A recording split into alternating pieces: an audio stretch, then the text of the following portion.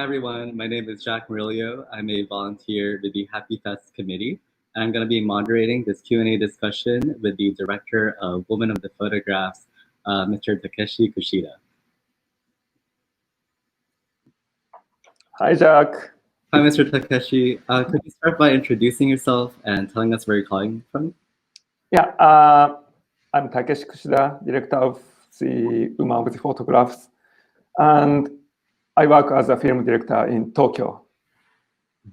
Thank you. Greetings from Houston. And just to get started, I want to start with this. I think there are a few different ways to interpret your film. For me personally, I think this film is about women and the way we perceive women and consume women. And it's a dark and sometimes comedic exploration of the idealized woman and how real women relate to that, and how men activate this pursuit of that ideal. So I'm just wondering if you could walk us through how you came up with the idea and concept of this film and what was motivating you to make a film like this? Yeah, I came up with the idea of making this film about the relationship between the woman and photography 10 years ago. At that time, I was making a poster for cosmetics advertisement with the Japanese popular actress. And she was obsessed with the retouching her image. She had her exclusive retoucher, and she told him to make her eyes bigger, remove the necklines, and slim the waist. And finally, she changed her face and body, totally different from real herself. She looked very happy with the result at that time, but she quit the actress after 2 years. She didn't tell us why she quit the actress, but I thought that she couldn't keep doing actress because she confused the reality and imagination. She was successful to change herself to be liked by a lot of people, but as a result, she lost who she really is. And that kind of case was only for exceptional people 10 years ago, for like actors, models, singers. But now a lot of women are changing their figures in photographs by using retouching application and filters. So I decided to make a film about women and photography now. Yeah, I think that's actually a major theme of this film, which is, I think, the theme of delusion. And there's a lot of ambiguity between what's real and what's constructed in this film, not just in terms of the photographs, but also in the characters' lived experiences.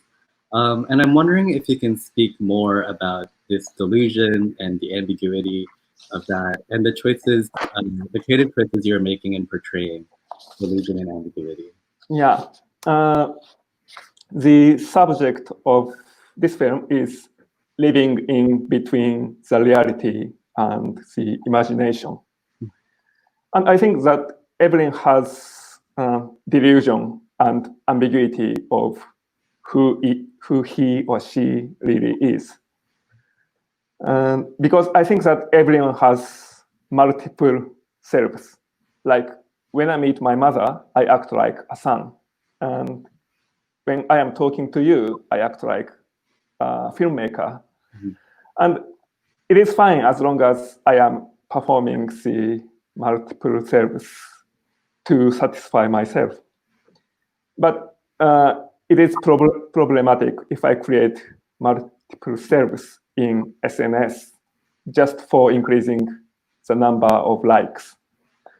Because if I pursue the number, I cannot see the relationship between the other people.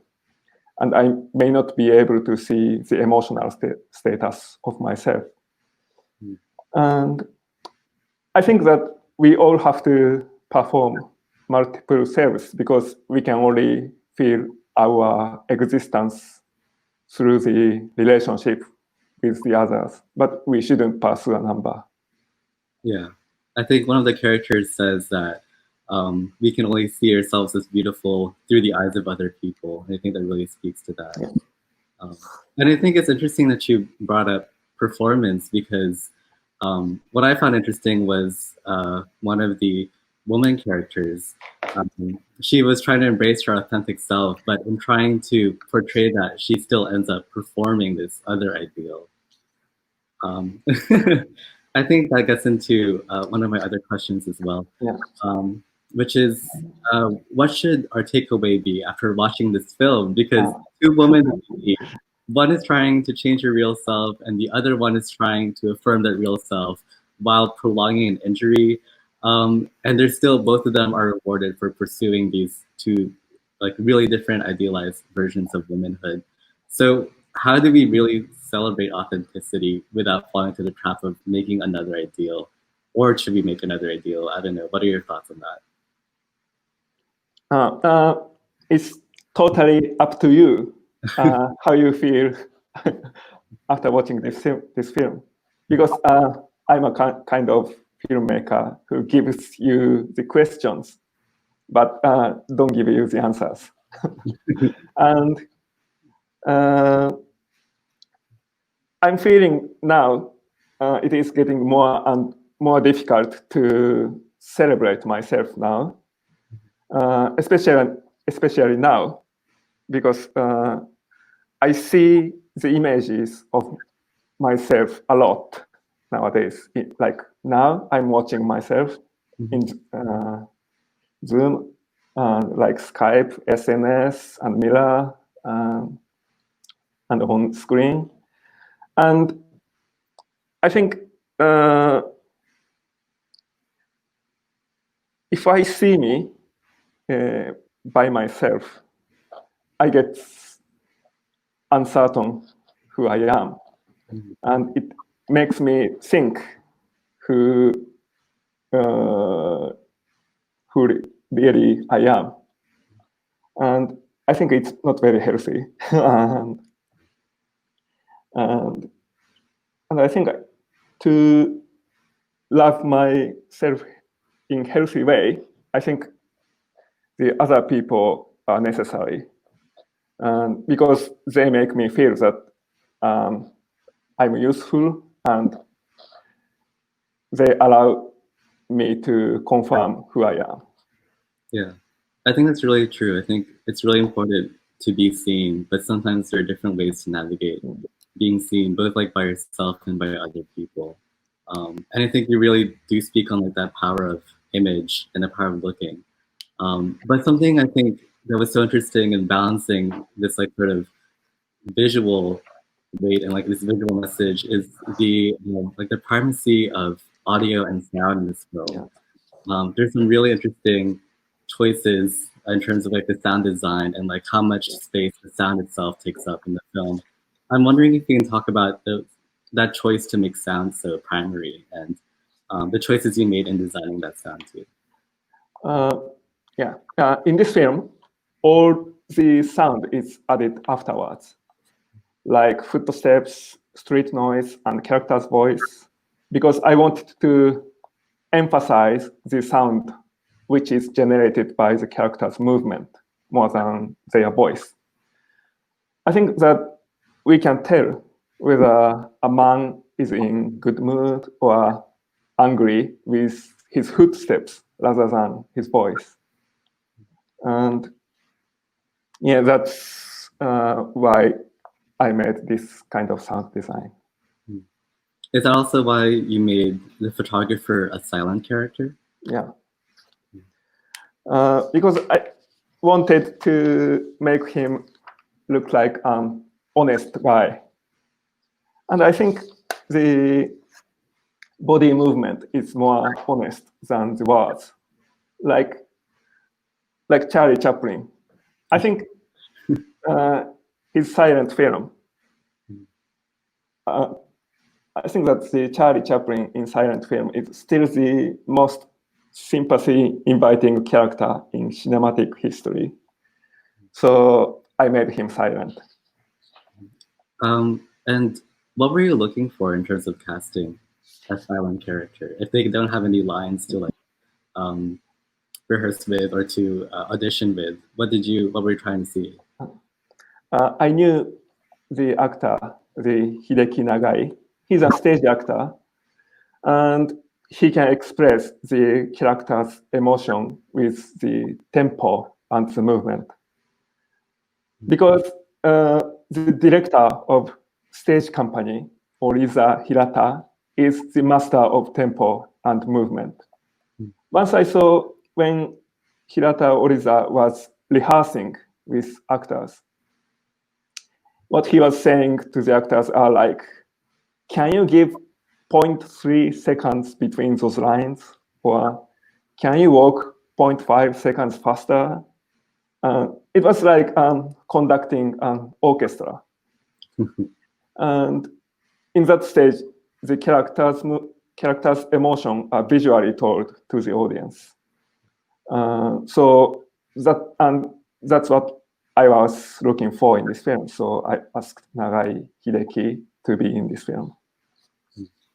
I have a question that just came in from Jessica Kong. She says there are a lot of U.S. campaigns trying to promote natural beauty, i.e., no makeup or touch-ups. Are you seeing that same trend? Natural beauty. Not very much in Japan, I think. We are more. The women in this country are pursuing more artificial image. Maybe it's because the advertisement in Japan are so dominating this world. Yeah. And as you were talking before, just to get back to the previous question, when you were talking about tempo and movement of the photographer character, the silent photographer character, I'm realizing like how that's complements so well with the woman character who's trying to embrace her authenticity, because she's also a dancer and she's a performer. That's just another interesting observation that I think that came up. Is that something that was intentional? The dancer. Mm-hmm. Yeah. I wanted to show her to express her feelings through the movement. So I casted the dancer. Mm-hmm. She's first time to appear in the film. So we have about 3 minutes left in this interview. Is there anything else you want to say regarding your movie, or anything you might want to promote in terms of future projects that we should be on the lookout for? Well, I am working on my next film, but it's just a beginning. I am searching for the subject for my next film. And I always try to find the subject something close to myself. And I have tooth pain now, so maybe I make a film about tooth pain next. We'll be looking forward to it. We also have social media we can follow. Yeah, we have Twitter.